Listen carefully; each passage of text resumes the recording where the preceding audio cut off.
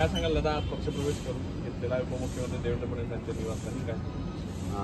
माननीय देवेंद्रजी कोटे जे 2 वेळा नगरसेवक आहे, एक सोलापूरमध्ये कोटे कुटुंबियाचं फार मोठं प्रस्थ आहे। गेले 40 वर्ष झालं सुशीलकुमार शिंदे यांचं सर्व कॅम्पेन माननीय तात्या कोटे जी करत होते। त्यांचे नातू देवेंद्रजी कोटे 2 वेळा नगरसेवक आहे। ते आज भारतीय जनता पार्टीत प्रवेश केल्यामुळं निश्चितपणे भारतीय जनता पार्टीची एक ताकद वाढलेली आहे आणि येणाऱ्या काळात निश्चितपणे लोकसभेच्या सीटवर याचा निश्चितपणे परिणाम होणार आहे आणि एक चांगली ताकद आमच्याबरोबर आल्यामुळे भारतीय जनता पार्टीची ताकद वाढली आणि फडणवीस साहेबांनी पूर्णपणे ताकद देण्याचं आम्हाला आश्वासित केलेलं आहे। देवेंद्रजी कोटे यांना निश्चितपणाने याचा उपयोग पाहिजे।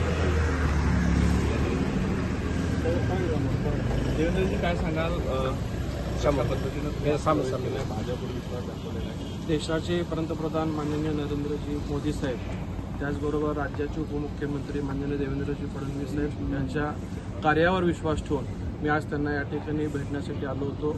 माझे आजोबा स्वर्गीय विष्णुपंत तात्यासाहेब कोठे यांचं सोलापूर शहरातील राजकारणात समाजकारणात मागच्या 40 वर्षापासून योगदान आहे।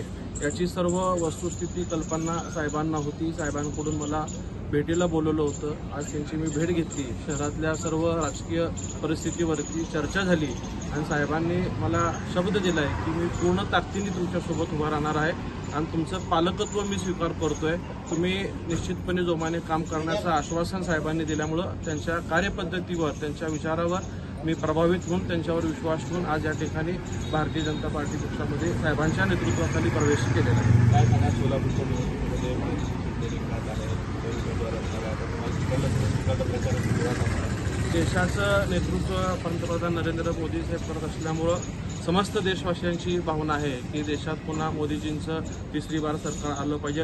राज्यात देवेंद्रजी फडणवीस साहेबांनी ज्या पद्धतीने कार्याचा झपाटा लावला आहे त्यामुळे निश्चितच शहरातलं पश्चिम भाग असेल, पूर्व भाग असेल, इथल्या नागरिकांचं कौल या 2 नेतृत्वांवरती विश्वास ठेवून पूर्णपणे हा शहराचा रिझल्ट हा भारतीय जनता पार्टीच्या मागे असेल अशी मला खात्री वाटते। साहेबांनी पालकत्व घेतलं, त्याचं सगळं आलं आणि ते मुलांसमोर बोलले ना, ते अजून उजवं झालं म्हणजे आपण काहीतरी आज बोलून आलोय। हां, तसं अण्णांना सांगितलं की असे